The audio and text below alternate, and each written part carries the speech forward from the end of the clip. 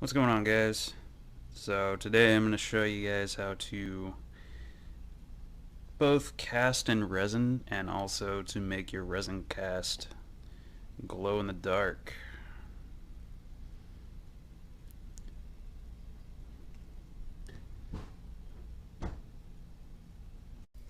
Alright, so the first thing you want to do is get kind of a game plan, get set up, make sure you have everything that you need in terms of like your resin and your pigments and your mixing devices and whatnot.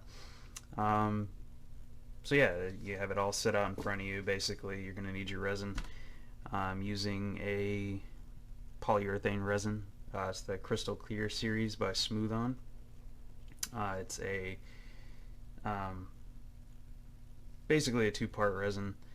It's going to be 100 parts of A and 90 parts of B by weight. So I'm also going to use this scale, this little scale in grams, just so I can get an accurate measurement of the weight, since it is not an exact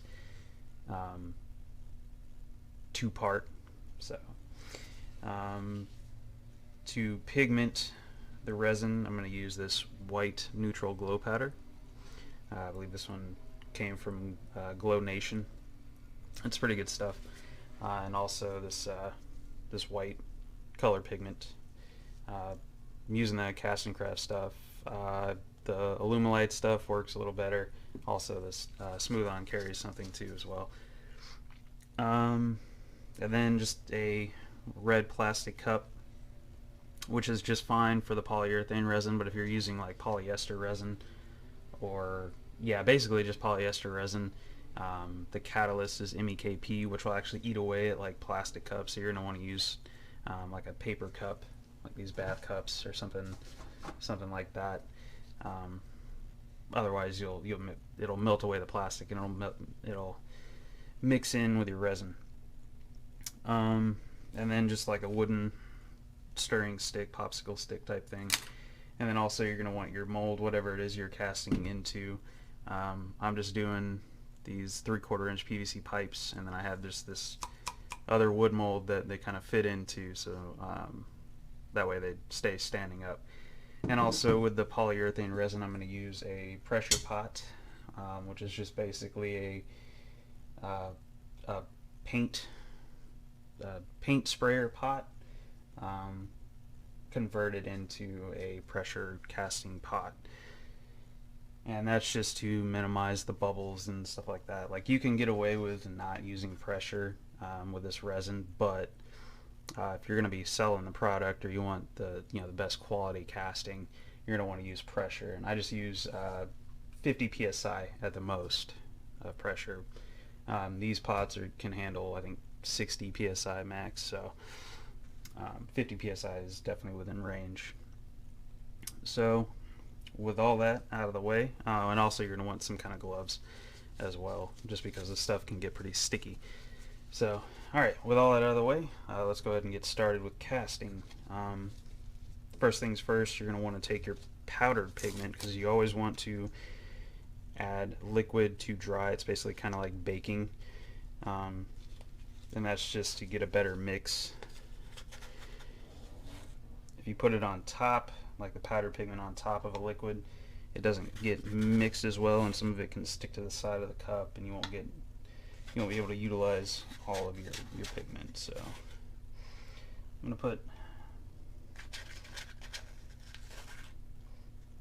maybe like 2 good heaping ends of the stick worth of powder is usually sufficient enough, but I didn't really have that much powder left, so I'm just going to put the whole thing in there. But basically that was like probably 3 ends of the stick. You can just fill the bottom of your cup.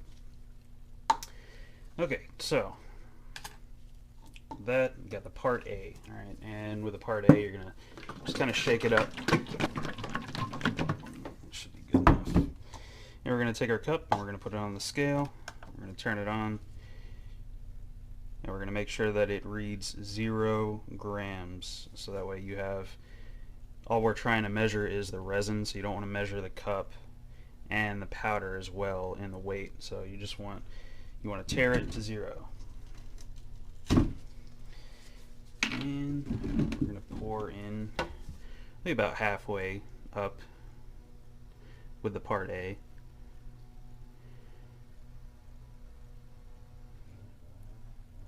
And this all depends on the size of the mold you're casting in and how much resin you're actually going to use. So that's about 100 grams to 107. So I'm going to do a little math. You can kind of use a calculator if you want, but if you're at an even number like 100 grams, figure 100 parts of part A, 90 parts of part B, so 100 grams of part A, you're going to use 90 grams of part B. So do the same thing. We're going to shake up.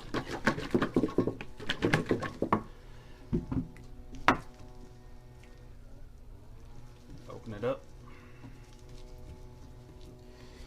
And with this still on here, it measures 107. So then we're going to hit the tear button and bring it back down to 0. So that way we're just measuring part B. And we're going to put in 90 grams of part B.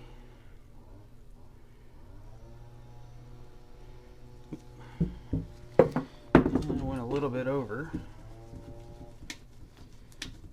That's alright.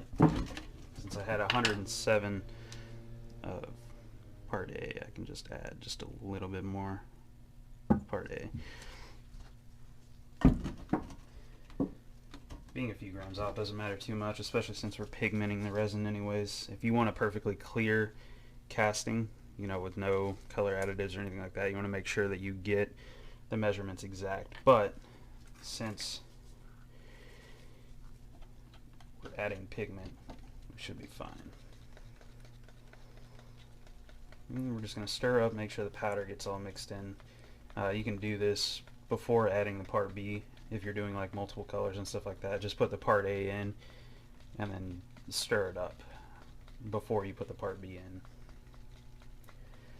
And that just, because as soon as you start mixing in the part B with this, you have probably 10 minutes of work time depending on the temperature of your shop before it starts gelling up. And if you have a lot of the resin in it, it'll gel up pretty quick and actually get solid pretty quick as well. The more resin you have, the hotter it gets and the faster it cures. So just keep that in mind when you're planning out your pours. Okay, so we're done with the scale, so we can move that out of the way. Now, that pigment, it's already kind of like a milky white color. I'm just going to add some of this white dye just to make the color a little more opaque.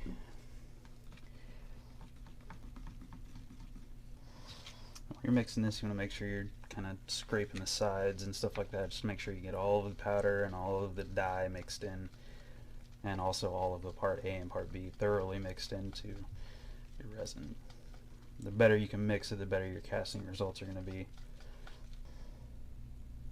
So I think that's pretty good. So we're going to set this down and we're going to bring our mold over. So I have 2 PVC pipes. I've sprayed a mold release inside already actually. Don't have the mold release on hand at the moment, but it's basically just a smooth on universal silicone, or actually universal mold release. So it works with silicone, polyurethane, polyurethane rubbers and plastics, and also I think epoxy resins. So you can cast with any of those and use that mold release. So we're going to get this dye out of the way. Alright, so we've got the 2 molds here. This is probably a little too much of the resin, but that's alright. For this demonstration purpose, it's okay. I don't mind wasting a little bit. Give it one last little stir. Stick down, and actually I have this little silicone muffin mold that if I do have some extra resin, I can just pour it in there. Okay, so we're just going to pour the resin into the molds.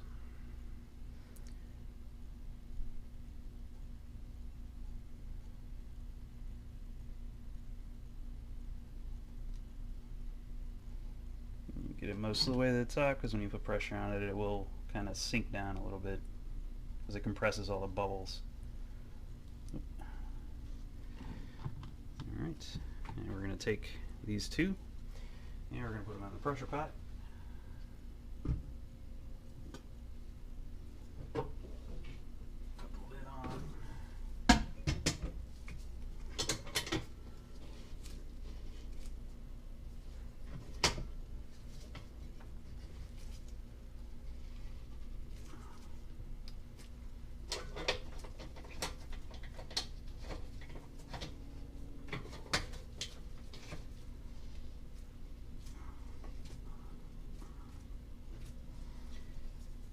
All these wing nuts are cranked down nice and tight. All right, and then we're gonna fill it.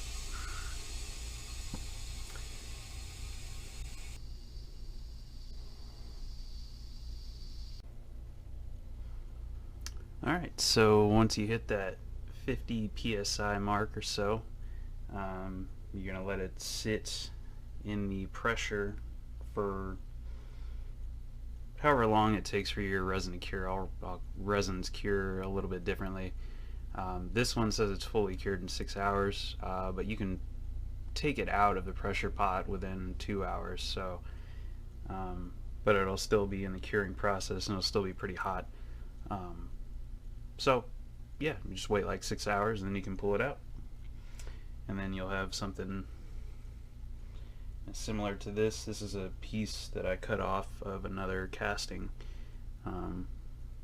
Yeah, glows in the dark. It's pretty cool. Thanks for watching, guys.